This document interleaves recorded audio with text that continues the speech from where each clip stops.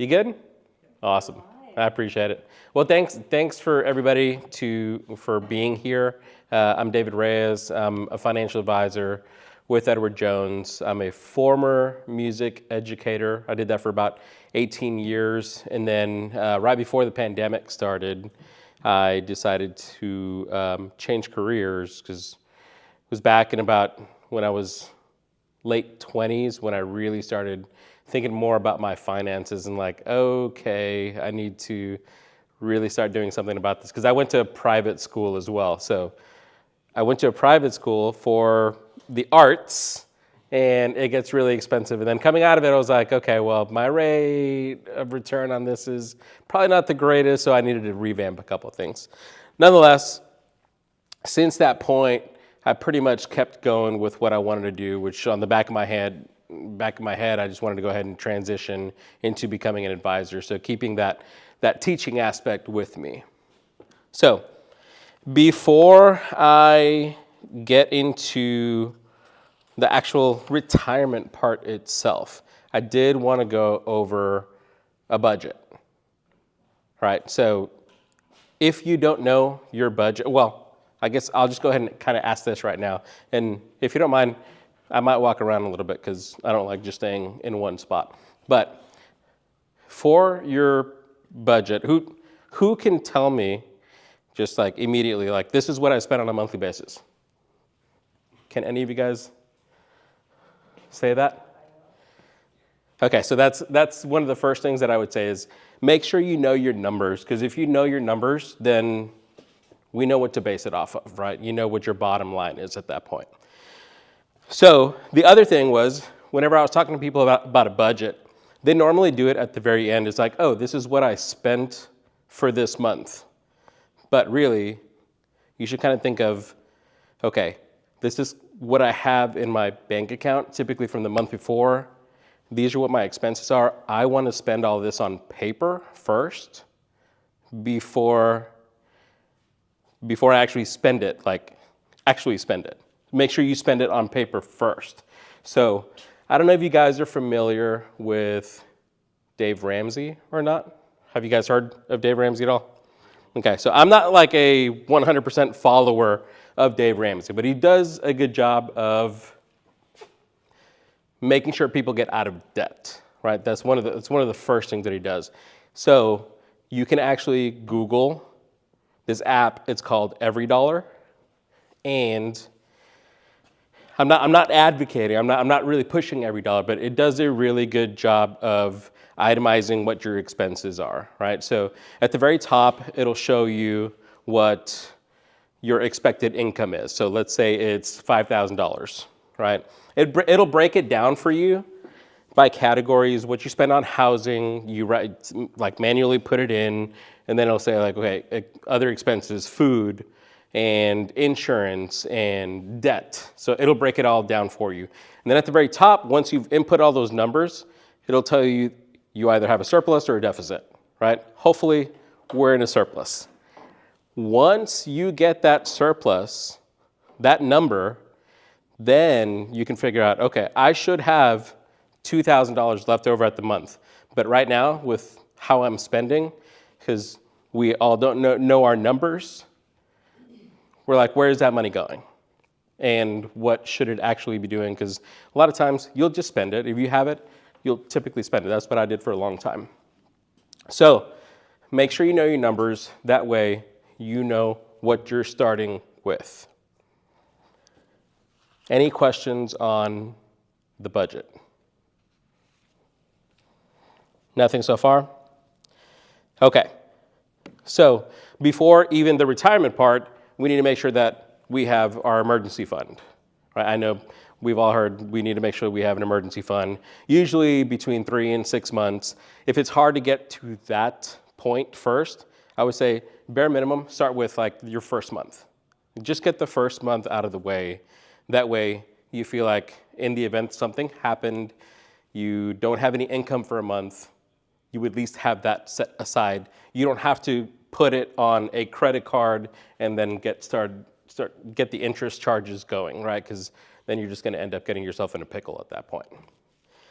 So just make sure that emergency fund is there. An emergency fund really is just to cover your needs, right? It's not to cover the Netflix and I want to go buy this purse or these shoes. Like, no, it's just going to be to cover your needs, right? And needs are going to be your food, your four walls, and then also things like insurances, right? Because if something happens to you, you want to make sure you have enough for the deductibles for those insurances. Do you suggest having like an emergency fund in a different place from the rest of your money? Wait, say it again. Sorry, I'm deaf. Do you suggest having that emergency fund like in a different place than the rest of your money? Or? Yeah, so I would put it kind of like out of sight, out of mind. And if you need access to it, you can get to it. Just not as easy as like, oh, well, I have it in the same bank account. I'll just move it over and spend it for, I don't know, for Christmas gifts or whatever. That's a different budget. Make sure that you keep it aside. So a lot of people use an online bank like Ally, right? They'll use that. They'll keep that in a money market account or high yield savings, whatever. Just put it somewhere separate where it gets a little harder to get to it. So, and by the way, if you have any questions throughout this whole thing, just go ahead and feel free to ask me because I don't want to just be talking to you because normally you'll probably check out after about 5 minutes. It's like, this guy's still talking. So, aside from the emergency fund, make sure, just make sure that you have enough to cover all like deductibles, food, shelter, all that stuff. So once you get that emergency fund in place, then you're good to go to the next step, right? Next step is going to be, okay, now I can start thinking about retirement. I have my numbers, I have my emergency fund. You can think about debt if you want, but weigh the pros and cons. So retirement. I don't necessarily like the word retirement because it means different things to different people, right? So for me, what retirement looks like is my wife and I like gambling. Like we do, right? So we go to Vegas at least once a year. We have our budget, right? We make sure that we don't go over that budget. It's like, I can lose this much money. And if I win, great. If I don't, then, oh well, it pays for a free room for the next year or whatever it is, whenever we go. So that gambling, we want to travel more. We want to go to like a bunch of national parks. We want to go, I don't know if we want to do the RV life, we'll see. But nonetheless, you have a couple of different things, right? So that's kind of what I'm thinking for my retirement. Why do I need to think about that? Well, it's something else that's going to add an expense, right? So while I like gambling, you may not, right? So let's take you, for instance. What would you like your retirement to look like? Lots of traveling. Lots of traveling? Yeah. Okay. What about you? Yeah, traveling and also like just budget to be able to create things if I want to have a little flexibility. Okay. What about you? I want a garden. I want to have like a really epic garden. Okay. But I hadn't thought about it too much. Yeah, and that's one of the biggest things that comes up, right? And so again, I don't like the word retirement, but I like to think about it more as like a chapter, right? Because I feel like you don't just stop doing things at retirement. You're going to want to do more things probably, right? So for me, I like to think of them as chapters. Right now it's working, and then maybe it might be we just had kids, so that's another chapter. We need to save for college, or they're eventually going to be teenagers. We need to save for a car. You know, like there's all these different things that you need to think about. So those are kind of like the fun things to think about like what you want to do in retirement, traveling, maybe go to national parks, maybe help an organization, Austin Pets Alive, donate more time. My wife actually wants to work at a winery and like give out wine. That's what she wants to do. So aside from that, there are other things that you should be thinking about that probably don't even cross your mind, all right? And those other things would be the unexpected. Even though it's expected, we call it the unexpected, right? So if all of you have spouses, whether you do or you don't, at some point, either you're going to pass or your spouse is going to pass. And those are the things that we don't like to think about, but we have to put things in place in order for your things to continue going to the right people, all right? So if my wife, for instance, like if I was going home after this meeting and I got hit by a city bus, right, then my wife would lose the best thing that's ever happened to her in her life. And then aside from that, I would want to make sure that she's taken care of, right? Like we have combined expenses. We have certain things that are in place. And if I died, my income was gone, could she be able to sustain the life she had? No, not unless those other things are put in place. So things like insurance, something cheap, make sure like term insurance, that's fairly inexpensive and it typically covers a lot. It'll give you time, maybe like for instance, me right now, it's about $40 and it's $800,000 in coverage for the next 20 years. And by that point, we want to make sure that we're planning to eventually self-insure, like by our assets. So at the time, 20 years from now, we probably won't need insurance because if I died at that point, we should hopefully have enough assets that she would be taken care of without that. If that makes sense. So that's kind of the next step for the retirement portion. So as far as that's concerned, we also think about healthcare, right? Healthcare is one of the major expenses that happens during retirement because I'm sure we all have aging parents. And I mean, I called my parents today and I was like, hey, how are things going? And my mom was like, well, we just went to a dentist visit and then my stepdad, he has an appointment tomorrow for cataract surgery. And it's like all these different little things that happen. He just had his freaking hip replaced like 3 months ago. So it's just things that are inevitable. Body's breaking down. We're just going to have to go to the hospital more. So those are things that we need to prepare for starting kind of now because we know those expenses are going to be there. So just make sure that we're putting things in the right vehicles. I'm kind of being a little vague on what those vehicles are because that's not really what this is going to be for, but just things to kind of think about.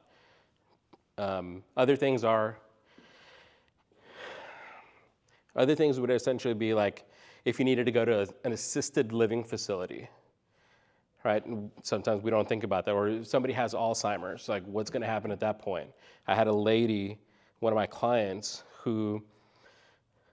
she was a client last year, and her husband was living in an assisted living facility, and he had Parkinson's and also Alzheimer's. And it was from Agent Orange from whenever he was at war. And so he had set up himself pretty well, right? But they did not have a power of attorney set up, right? These are also other things to think about. But for instance, a power of attorney wasn't there. So when she was selling her house to get these assets as well, she had a very hard time selling that because there was no power of attorney and his name was on that deed. Aside from that, all his retirement accounts, those were basically frozen. She couldn't access any of that money to pay for his expenses, and her expenses there for him were roughly about $10,000 a month for the assisted living facility. And he had about $800,000 in his IRAs, but again, they were frozen because the only way she was going to be able to access that was if he passed away. the unfortunate part for her was he really was only there for about 2 months, right? So she went through some pretty hard things, but I guess financially, she was able to withstand that. But had that gone longer for maybe another 2 years, I mean, it would have depleted a lot of the savings for what she was going to be left with. So anyway, just a couple of things to think about, right? Now, the biggest thing, and why we're here really, is to figure out retirement vehicles for us, okay? So easy vehicles to think about. How many of you guys heard of a traditional IRA and Roth IRA? SEP IRA? Owner K. Okay, so those are a couple of different things to think about. So the easiest one to think about, and here's where you can go ahead and open up that book that I gave you. But if you open it up, on the left side, you should have a sheet that has the traditional IRA information. I'm going to kind of give you the bullet points because it does go in depth on a couple of things. But your traditional IRA is basically a tax-deferred account. So putting it that way, if you make $100,000 for the year, right? In the simplest terms, there's a couple of caveats that we can go through. But you can essentially put up to, for 2024, this year, you can put up to $7,000 away, right? It's tax deferred, so sometimes it can end up being deductible. Again, certain provisions we can go through a little bit further down, but just for math's sake right now, on paper, instead of making the $100,000, it would look like you would have made $93,000.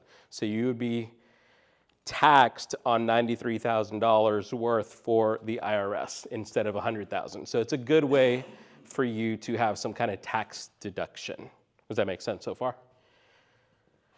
Now, for the traditional IRA, big thing that you need to think about as well is when can you access that? And you can't access that until you're 59 and a half. If you use it beforehand, you're going to get penalized 10%, right? So if you are single and you're in the 24% tax bracket, right, and you decide to pull money out of your IRA, well, you're going to get taxed the 24% already, but then you're also going to get a 10% penalty on top of that. So 34% immediately will go away, and you're left with the remainder of it. So that's why we need to make sure that we have the emergency fund in place so that if something happens, we don't pull from the traditional IRA, we pull from the emergency fund. Bringing in a good point is I currently have a client, and and this client is kind of close to retirement age right now. He's late 50s, not quite 59 and a half yet, 58. And he was working for a software company and got laid off in September. And he was probably, I think he said he was making about $180,000, right? But he's bought property and a couple of other things, has a couple of nice cars. Anyhow, he got laid off and he started using the money that he had to keep his lifestyle. And then 1 month, 2 months, 3 months came down the road, still pulling from assets. He's now dug into his IRA. So he knows he's getting the 10% penalty as well as like whatever his tax bracket is for what he's doing. So now he doesn't have as much money anymore. But I think his lifestyle is also, he had lifestyle creep, right? Where you make a little bit more, you start spending more, but he didn't end up having those other things in place so that if he did have those 6 months of not having any work, well, you know what, you can still have your emergency fund. If you have that in place, no problem. Usually no problem, right? Most people can typically find work within 2-3 months. If it's not the right job, give yourself a little bit more time, have a bigger buffer on your emergency fund, and then you can get to hopefully 6 months worth. I think that's pretty sufficient time for most folks to find a job that they want. So, nonetheless, traditional IRA, that's another place for you to get a tax deduction. Now, there are catch-up contributions. If you are over 50, then you can add another $1,000 to that. So instead of it being $7,000, now you can put away $8,000 for that year. At the very bottom, again, it'll get into the weeds a little bit, but it'll show you where you can end up getting the tax deduction. It'll tell you if it's either a full deduction, partial deduction, or no deduction, depending on the incomes that you have. Also, if you have, most of you guys, if not all of you guys are self-employed, right? Yeah, okay, so the employer part doesn't even matter for you guys. So anything that you contribute to your traditional IRA, you can deduct that from your taxes because you don't have an employer-sponsored plan to pull from or provided to you from somewhere else. Questions on anything so far regarding the traditional IRA? The traditional IRA, once you pull that money out, it's taxed. Yeah, so typically you can defer the taxes on the growth of that money.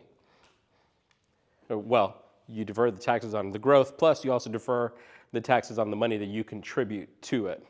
And then in retirement, or whenever you take those distributions, that's when you will end up being taxed on it. You're taxed at the tax bracket of whatever you're in retirement. Yeah. Yeah. So, did that answer your question? When you retire or as you retire? So let's say you're making $100,000 a year and you're in whatever tax bracket that is, but then you retire and you no longer have that income. Are you still taxed at that $100,000? No, you're going to be, well, depending on how much you take out, right? So, it's going to get a little into the weeds. But so you have Social Security, more than likely, as you're going to end up receiving. That is also taxed. So that income plus if you end up getting, let's say, another $40,000 that you take out from your IRA, all that stuff you're going to be taxed at whatever tax bracket that is, right? So if it's at the 10% tax bracket, then it's 10%. If it bumps it up into another tax bracket, then it'll be whatever that level is. But yes, but you will be taxed at whatever money you take out from Social Security or a tax-deferred account at retirement. Yeah. So we also have a Roth IRA, and that's on the sheet right behind that one. So for the Roth IRA, very similar to how the traditional IRA works. Right, you can contribute up to $7,000 for the year. You have catch-up contributions if you're over 50 of $1,000. So all in all, you can contribute $8,000 into this Roth IRA. Now, the Roth IRA has after-tax contributions. So you pay the taxes on that now. So let's say if you're in the 22% tax bracket, you can pay that now. But then all the growth on that will be tax-free, right? So usually the time is on your side, right? Like time is your friend. So the earlier you start, the less contributions you really have to make because you're going to have compounded growth, right? It doesn't matter if it's $100, $200 a month, whatever you can, but the earlier you start, the better. The later you start, you're going to have to contribute a whole lot more because you're not going to have that added benefit of time that is going to be on your side to help your money grow. Questions on any of that so far? Why would somebody choose, what would be the parameters to choose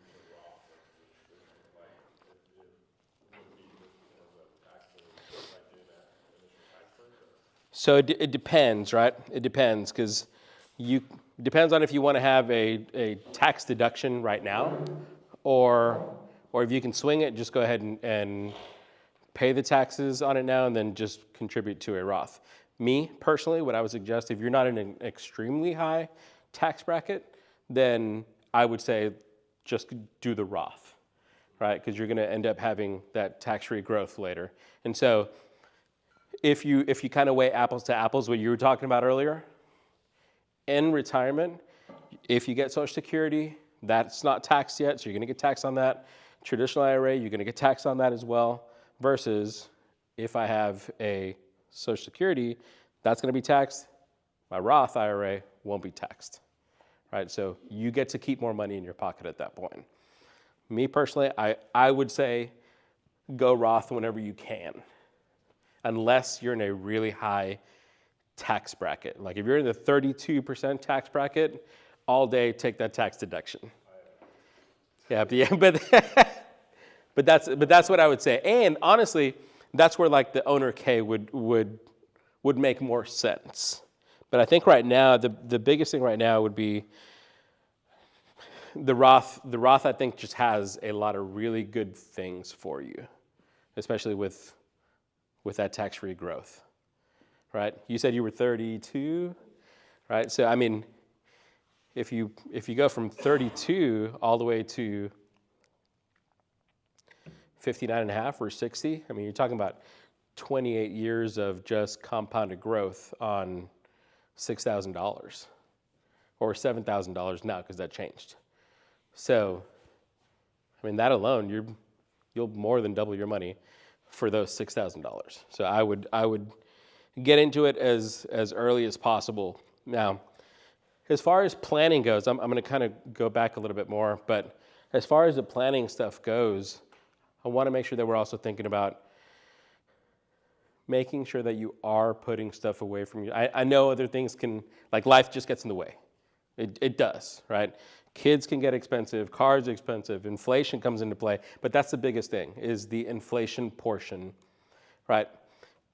If you get all your numbers done, and let's say you're spending $3,000 a month for just like your needs, right? Just the needs, not the wants. If you wait another 20 years, the same things that you're spending $3,000 on, I think I did the math, it was like $5,400 is what it is. So at the end of the year, for what you're spending right now, $36,000 on, it's going to be about $29,000 more expensive 20 years from now, if you're using a 3% rate of inflation, which is it's crazy. It's crazy. Think about it this way. Let's call it a Toyota Corolla, and let's say it's $30,000, right? If it gets 3% more expensive from here on out for the next 20 years, that Corolla is going to be $60,000, $70,000. You know what I mean? Like, which is kind of crazy. It's crazy to think about it that way. I don't know if that's actually going to happen, but a 3% rate of inflation is kind of what we use, right? So a good way to combat that is just making sure that you are contributing to your retirement accounts or even after-tax accounts. But the ones that we're talking about right now are your Roth and your traditional IRA. No matter what, investments will go into either vehicle. It doesn't matter what the investment is, you can usually use them within a Roth or a traditional. And don't worry about market fluctuation so much. Think about more of what you're contributing on a monthly basis to that account.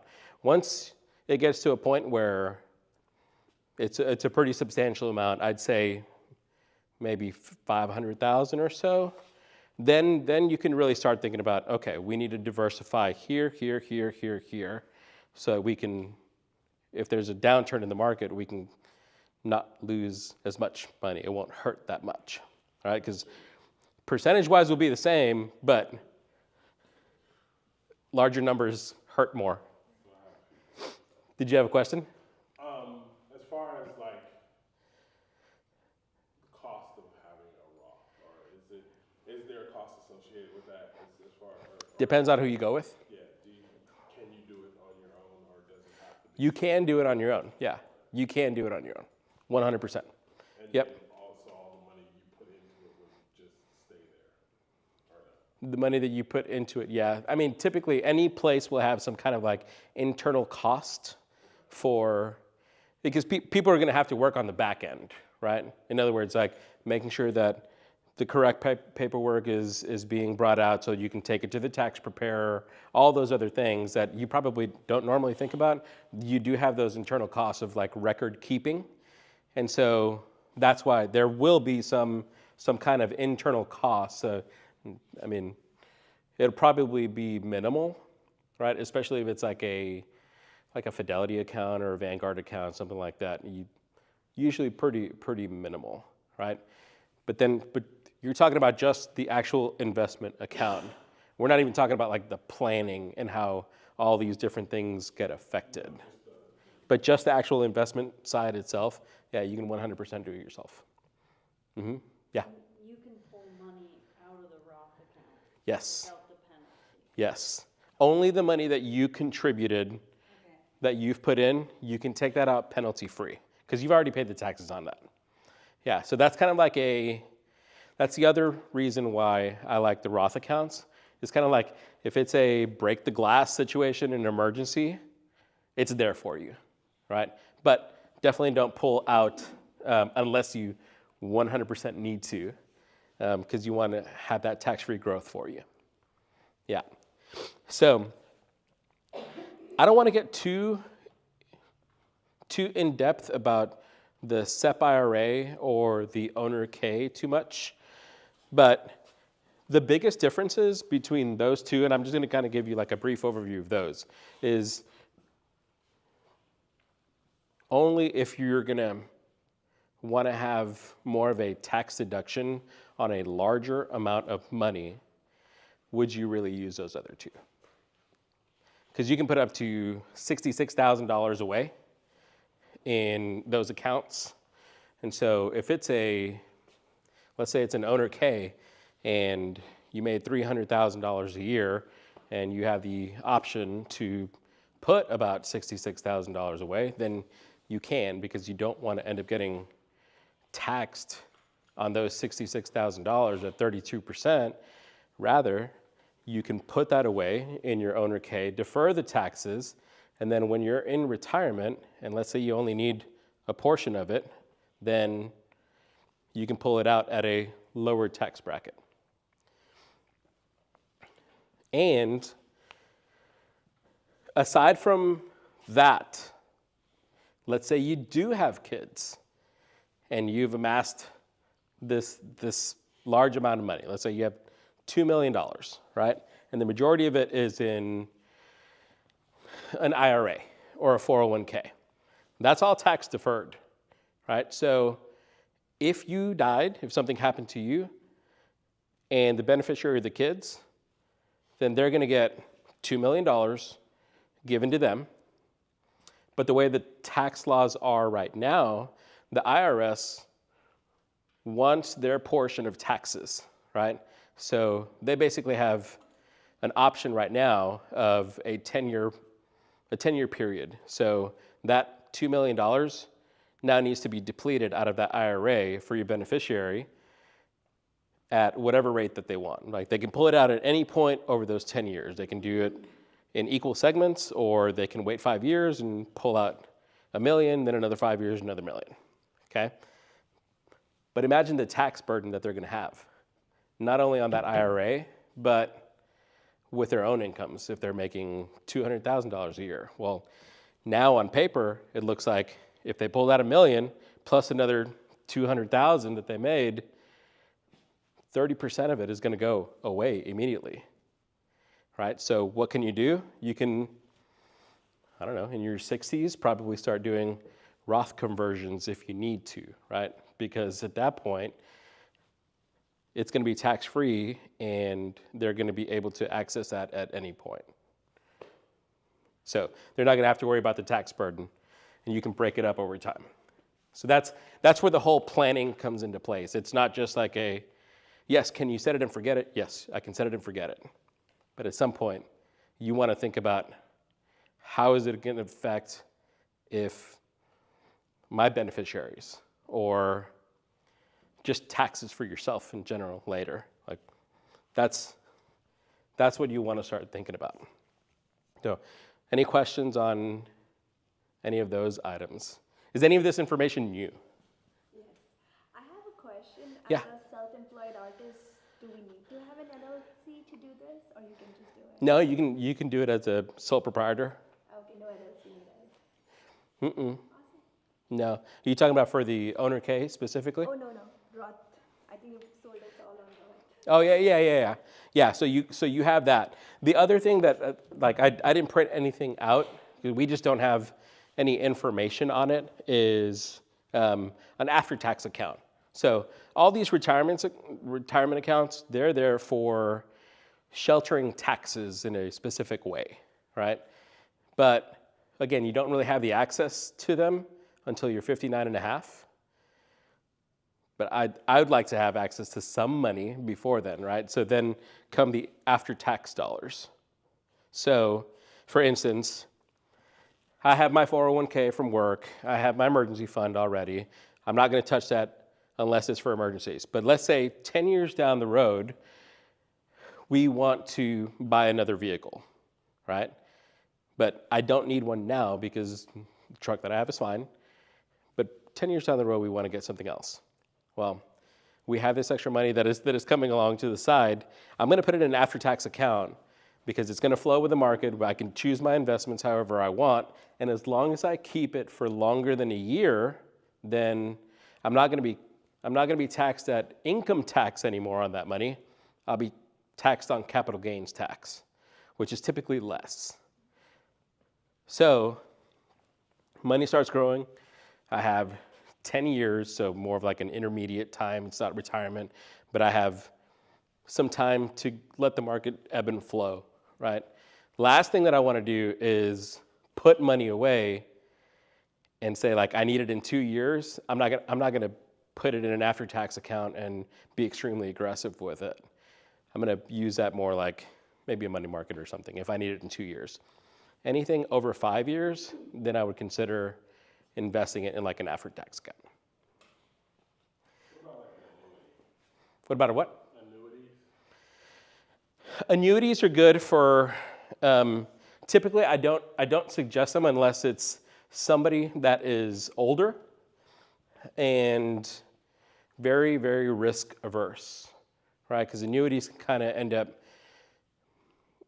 giving you a specific amount, like a fixed annuity, and it'll be maybe, I don't know, let's say some of the ones that we've had were about 5.7%. So those are great if you're, again, risk averse. But for instance, there were some people that were risk averse this last year, and they have a lot of cash just on the sidelines. And they had it in the bank. And a great place to put it was a money market, which is great. You're getting 5.5% for pretty much no volatility, right? But was that the best category for it to be in to actually make money? Well, no, because the S&P was up over 20% last year. So that would have been a better spot for your cash, right? But again, there's risk, reward, right? So it all depends on what you want. So annuities are good depending on the situation for that individual. So would you suggest putting something, creating like an annuity and a Roth, or would that be a waste of time? Like, Depends on your situation, depends on what you're wanting to accomplish, you know, like for instance, that lady that whose husband was in the assisted living facility, she needs a specific amount of money a month, right? She needed $4,200, and like everything else was going to be supplemented by Social Security. So my job was to figure out, okay, how can I get her $4,200 a month from the cash that she has, and kind of figure out market fluctuations, whatever that is, And so I did an annuity with her for $200,000, but that $200,000 is getting her $1,200 a month for the rest of her life. So if she lives for another 30 years, right, which she very well could, then nonetheless she's getting $1,200 on a monthly basis, and she's going to be fine. Like that was just a small portion. We don't put the whole amount in it, but that was just a small portion for her. But in her case, it was good for her. Annuities also tend to be a little bit more expensive because they're usually it's an insurance product, and the insurance company wants their money too, right? So again, it'll be more of a case by case basis. Yeah. Anybody got anything else? I was curious about the set. Uh-huh. So Artisco is a nonprofit organization, and it said that it can be set up by nonprofit organizations. Mm-hmm. And so I was just curious, like, how does that work as, like, and I guess we are our own individual business as well as artists. Like, Yeah. my husband and I have our own LLC. Do you have to, like, commit to certain amounts that you're putting in? Do you just put in money when you feel You like can put in money whenever you want on that. It's not a defined contribution on a consistent basis. Okay. But the reason I split up the left side, the traditional and the Roth themselves, is those are individual accounts, right? The ones that are on the right side, the SEP IRA and the owner K, those are going to be more business. They're going to be set up under the business versus the individual.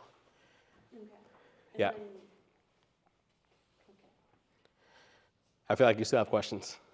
I know, I was like, how do I word the questions? But does it build, so like, I'm putting money in there, is it building interest? Yes. So all of the accounts that we have, like the traditional IRA, the Roth, and the SEP IRA, owner K, whenever you put money into that, at that point, we need to figure out how to invest that money, right? And that's going to be, if you do it by yourself, you can do it yourself, which you invest in mutual funds, invest in stocks, invest in bonds, whatever you want to do it. Or you can have somebody help you manage it. Like that's what I do for my clients is I work with them. It's like, okay, well, what's the timeline that you have, right? So if it's 25 years, okay, great. How risky, how comfortable are you with volatility? And honestly, for me, if you're younger, it's like volatility is going to be your friend. Like you want volatility, right? So if the market goes down 25% like it did even 2 years ago, and you're in your 20s all day, like you're buying the market at a discount, at a 25% discount. It's like dish money away, because that's really where you make the most increase, is whenever you buy and it's like the market's red and it just looks like a bloodbath everywhere. It's like, no, you want to buy in at that point. Okay, because I had a Roth account or IRA when I was a massage therapist. I was employed, and so I had that. So I understood that like that money was, I got to choose like places that it was like invested in or whatever. And then actually I used that money to then like launch my career as an artist, which was cool. But I had that there. But then so I'm like, this kind of the same, is it similar in that way? It's the same thing. Like, if it's a Roth is going to be a Roth no matter what. Yeah, it's just the biggest difference between these things is just the name, really, and how much money you're able to put into it, right?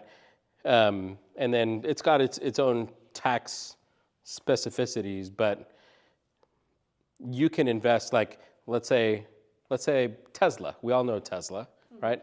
It's a company you can buy into, and you can buy into Tesla through any one of those 4 different accounts that you have. Or the S&P 500, right? We can buy shares of that in any one of those different things. So pretty much if you can think about it, I think cryptocurrency now you can end up doing that. I don't do anything with crypto, but We have an ETF for Bitcoin. yeah. So yeah, and those are fairly new. Like the ETFs are fairly new. But yeah, I mean, you have those options for you, and it doesn't. It's like it's a wrapper is all it is, right? So depending on what investment it is, it's just you can put it in a different wrapper: the Roth wrapper, the traditional wrapper, the SEP, or the owner K.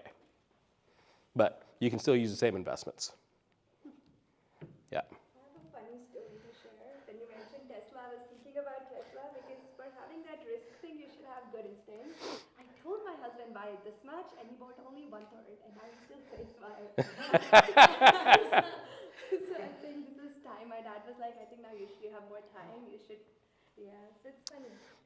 Yeah. Yeah. So back in my 20s, it was actually like young 20s. I actually told my mom, I was like, hey, this company's coming out. I was like, their IPO is going to be happening soon. It's an electric vehicle company. I think it looks pretty cool. I think we should pool our money and put like $5,000 in it. And she was like, oh, I don't know. That's a lot of money. And I mean, had we done that? I didn't do that because I was like, yeah, it is a lot of money. And I was 20. I was early 20s. It was like I could either eat for 3 months or buy Tesla. Right? I should have bought Tesla. That's what I should have bought. Right? Because that would have been like, I don't even know, 600,000, 700,000 by this point now, just from the $5,000 investment. Like it is. It hurts. It hurts to know that. It's kind of like NVIDIA now, right? Like, I'm not promoting NVIDIA, but AI is like the next big thing that's happening, right? So NVIDIA is, I mean, if you had $10,000 worth of NVIDIA 10 years ago, 10,000, it would be about 1.3 million right now. Just off of that $10,000 investment. It's crazy. I just saw those numbers and I was like, oh my God, that's insane. Now, again, very high risk, but very high reward on that point. Yeah, so it just really depends on what your comfort level is, how much time you have. So if you have some fun money and you want to go ahead and do like an individual stock I would say if it's a company that you follow and trust and you know, just don't put all your eggs in one basket, right? Like do a portion in it. It's fine. So that way, if it goes up, great, fantastic, you'd lucked out. Or if it doesn't do well, then it was 5% of your portfolio, right? Yeah, I mean, technically, right? You have your like your real deal money, and then you have your fun money. Yeah, for sure. Yeah. Okay, kind of like a general question, but like people say to diversify their investments. So was that kind of like investing in stocks and also having IRAs? Is that kind of what is meant? So stocks go into IRAs. So the biggest thing that I can say with diversifying, it's more categories, right? So there are, let's just call it the large cap funds, right? So large cap funds are going to be more of like what you would think of like a Home Depot, a Walmart, right? Like those are large cap funds. Those have been around for a long time. They're tried and true companies. They're not going to fluctuate a whole lot, right? And then your company's more like whenever Facebook came out, that was more of a mid cap. Whenever it was starting to get big, but not quite as large as it is now. So all these smaller companies, that's what goes with like your small cap, mid cap, large cap, right? It's essentially like the larger companies have a lot of money behind it, and the mid caps really want to be large cap. The small cap really want to be mid cap, right? So typically they're going to be more aggressive if it's smaller, but you want to have a portion in each one to diversify you. You can also do bonds. Bonds are slightly different. It's you loaning money to the government, and they'll pay you back a specific interest, right? Usually 3 or 4%. So as you get older and you have $2-3 million at that point, then you don't want to risk losing 20% from volatility, right? While you're pulling out, especially. If you're pulling money out and it's at a 25% decrease in the amount, then $750,000 has gone out the door, and you're still pulling from that. I mean, you can't stop the bleeding at that point. So most people will end up going into safer investments, which would be more like your bonds. And so if you have $3 million and you have these bonds that are paying 3%, then that's a pretty good living for a year. That's what, $90,000 a year on it? Yeah. I haven't mentioned life insurance. So at some point I was like, I have a life insurance. If I do live up to be 100, I can just cash out and have enough money to Yeah. Yeah. If not, my daughter gets sick. Yeah. And I first was, I didn't know that was an option. It always felt it's only for this much time, but then I finally found something that can. And I paid very pittance for years now, so I know if I do live up to be 100, Yeah. gives me a lot of happiness in life. Yeah, I mean, I do think it's important to end up having life insurance just in general, just because things happen. We don't know when they happen, but they happen. Yeah. So I know I've talked quite a bit, but just want to see if you guys have any other questions or concerns. Every time I hear Dave talk, I tell him that I will be working for the rest of my life. You and me both. You and me both. Somewhat depressing. Yeah, but Knowing, like we said before, knowing the numbers helps me understand like what is necessary, what to do. knowing the numbers, I think, is extremely important. Like most people use like a budget, and whenever they say budget, it almost feels like you're handcuffed, right? But you're telling your money where to go. That's really what the budget is for, so you can give yourself like, okay, I'm going to put this away for restaurants, right? And I'm not going to go over that amount in restaurants, because if you're spending on one thing, you're detracting from another, right? So if you want to go have sushi, great, but you probably won't be able to go to Vegas, right? If you do that on a consistent basis. So just kind of weigh your options, but know your numbers so you can figure out what your starting point is, and then that way you can reverse engineer it, work your way backwards. Like, I need this much money to be okay. I'll say that my husband and I, when we were younger, we had a budget.